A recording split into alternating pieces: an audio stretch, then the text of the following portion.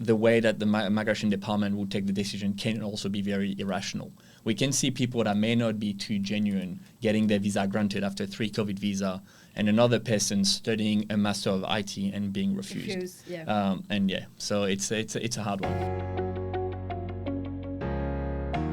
Ciao everyone, and welcome back to our channel. I'm Eleonora, I'm a registered migration agent at Green Wings Migration.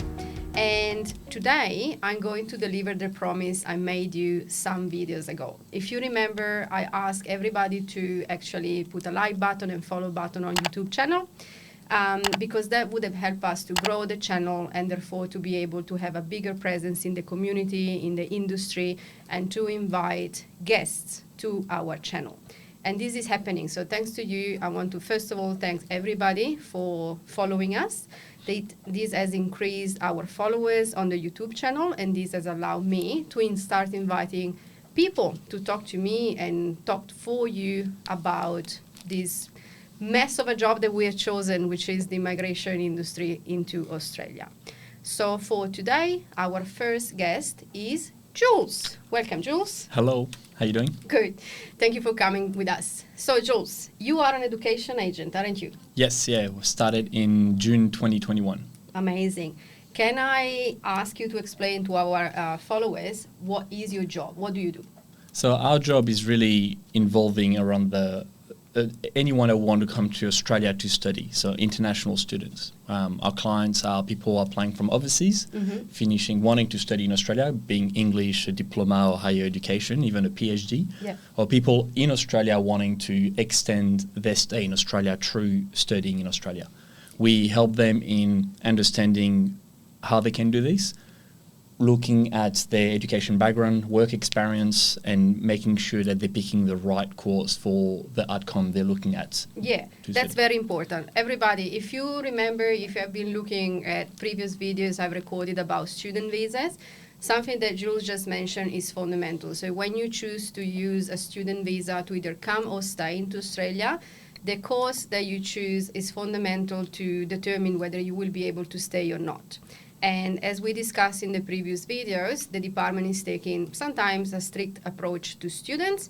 Therefore, using the support of an education agent like Jules, who can actually guide you through the system and show you what options are available, would be the best for you to maximize the chances of getting your student visa approved.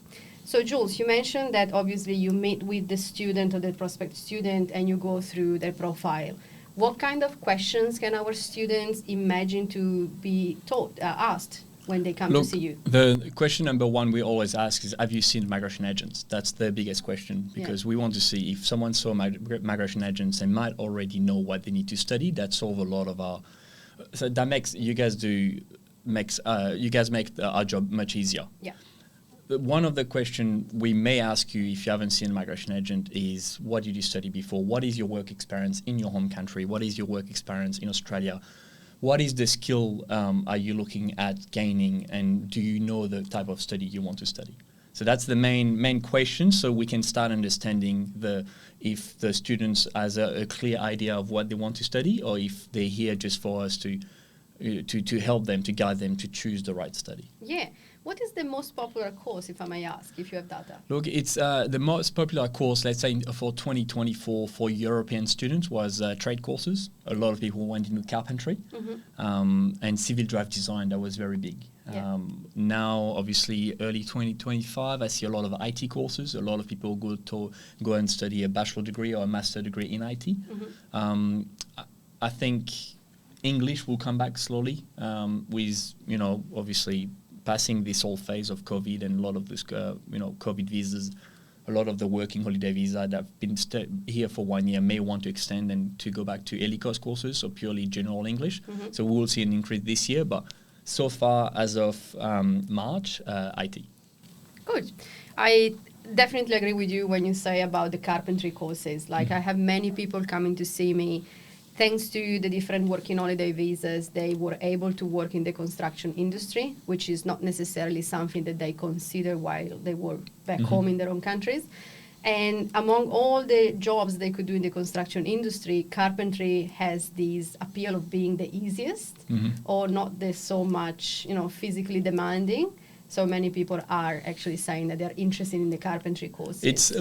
I think it's a trend. A lot of people want to study it because, yes, they do have work experience. They see themselves working long term in this industry. Mm-hmm. But there is also an issue that a lot of people are looking at studying need to be aware of. Is like you should not listen and you shouldn't study something just because your friend is doing it. Absolutely. And I think even a migration agent and us as education agents, we're fighting with students all the time to make sure they understand that to see if they really want to study something, because obviously studying it means like in the future, once you've graduated, to start working in that field. Yeah. And will you be able to find a job if you try to find a job in something you don't like? Your attitude won't be there. Yeah. So I think it's a big difference in terms of how many people are actually looking at studying carpentry and how many people really want to study it.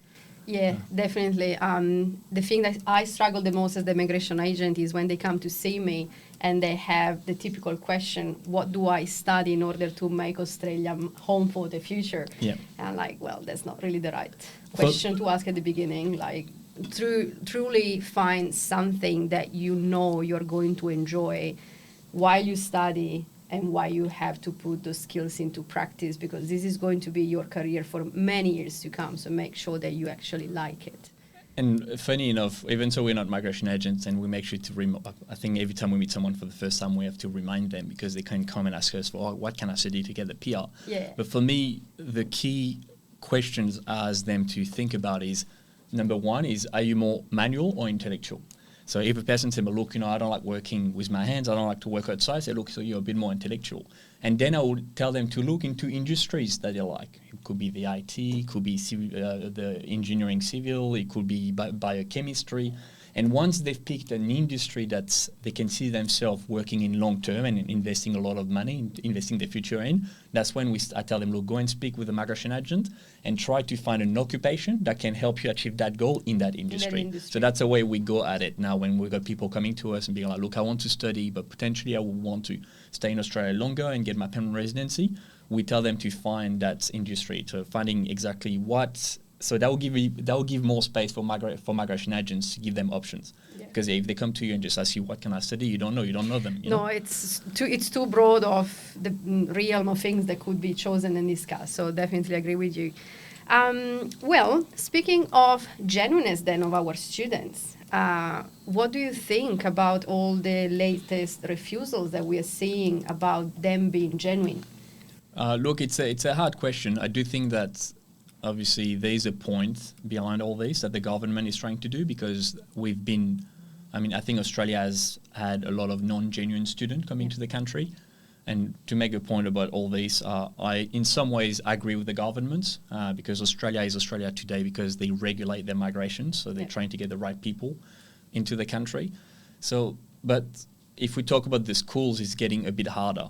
It's getting much harder to be genuine, but it's a hard one to answer. It's also from the migration perspective, the way that the migration department will take the decision can also be very irrational.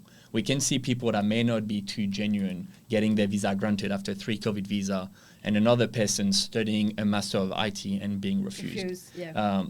So it's a hard one. I think inconsistency at the department right now, at least in the last 6 to 10 months, has been something affecting all departments, not necessarily only student visas, but we do see strange decisions being made. Copy and paste. Copy and paste, and sometimes they are not even pasted well, with typos and mistaken it.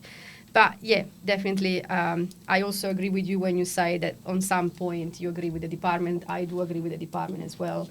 I am very direct when students come to see me, especially after receiving a refusals, like if they have been in Australia for 7, 8, 9 years, and then out of the sudden they decide to study something, it clearly rings a bell that maybe you could have thought about it before rather than at the end.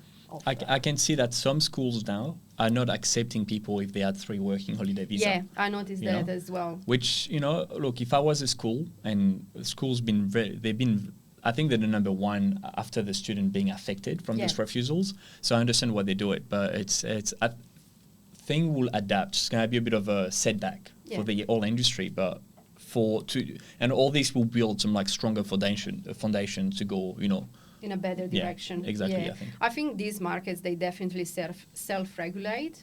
Every time that the department makes some changes, it has a butterfly effect on everything else around it. Like we saw that with TSMIT, for example, the minimum salary for sponsorships. It's used by the department as a way to regulate the market and make sure that things get done in the proper way. Yeah. Absolutely. Alrighty. So speaking of the schools now, what are the typical things that a school looks for before enrolling a student? Look, the typical thing will be your education certificate in your home country. Usually they ask for a CV, the SOP form, so the school will have their own form, their genuine form. Yep. They will sometime request the motivational letter, the GT letter, the SOP letter, however you want to call it, and they will be asking questions about financials. It's fairly simple, but for us at True Blue Studies, as soon as someone comes to us, we just ask them a maximum documents. With French people, we used to, just put an application, not just with a passport and a visa, and we'll get a letter of offer. Now we treat people, any nationalities, at the same level, and we'll be asking them a lot of documents. Yeah. But yeah, the school are becoming stricter. I think it's a good thing if the school is asking a lot of documents, if the school is accepting you without many documents and all this, it's not a good sign. They need more students. A school that needs more students is a school that maybe doesn't do too well financially, and the more risk you will have of having your school closing down in the middle of your course. Absolutely. So I'm just diverging a little here, but that's something people need to be careful. So I think that's smart insight, actually. Yeah, and right now it's very important for you to provide as many documents, because those documents you will need them for your visa application anyway. Yeah. But so you do the groundwork once. Yes, we do it from the start. For us, we've got a lot of forms, like a massive list of supporting documents that they can generate. If they cannot provide it, we will do without it, but we try a lot of things. Even sometimes schools will ask, we want to show them strong financial stability in their home countries.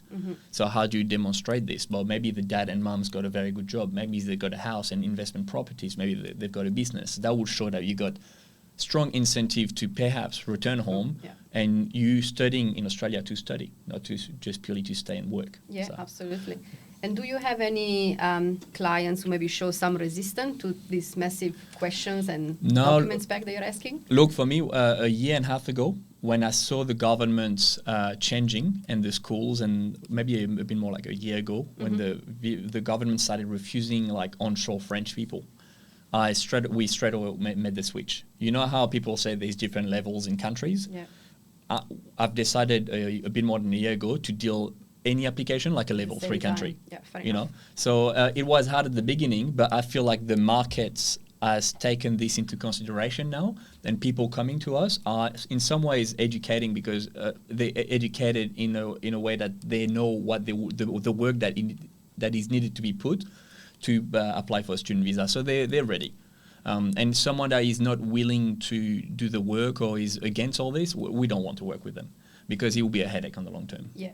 Or a straight out refusal that you have to deal with. Yeah, refusal, and then it's our fault, and we're being blamed for, and it's always the fault of the Frenchman, Always. So. Alrighty. So let's say that a student makes it, okay? So they get their student visa. They're here. What kind of support services do you provide to them after they become a student visa holder? So that was the main point of me. So I came here as an international student, and obviously my education agents at the time just made me sign my letter of offer, and then I didn't hear from them. I remember I had some issues with my student visa application.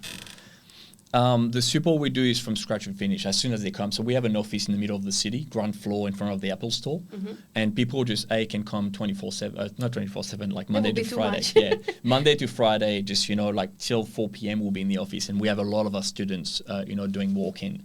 We've got we're a team of 8 at True Blue Studies, and from the day they walk in and they start asking a question till the day we lodge the visa to the entire duration of the course, if they got any issues being at school on a personal level, we're here for them. Good. And there's not one person that will be able to say so. I mean, that I know of. We really not this Saturday, next Saturday, we're organizing a volleyball and barbecue party. We've got 50 to 70 people each time coming of international students to get together.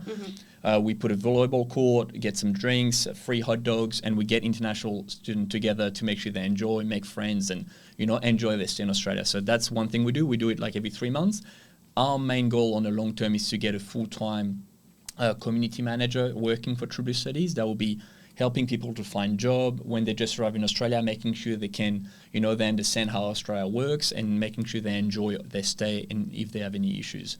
But so far, each of our students got a WhatsApp group with a few of the team members of True Blue Studies, and we never close this group. And any question related to their life, their studies in Australia, they ask questions there.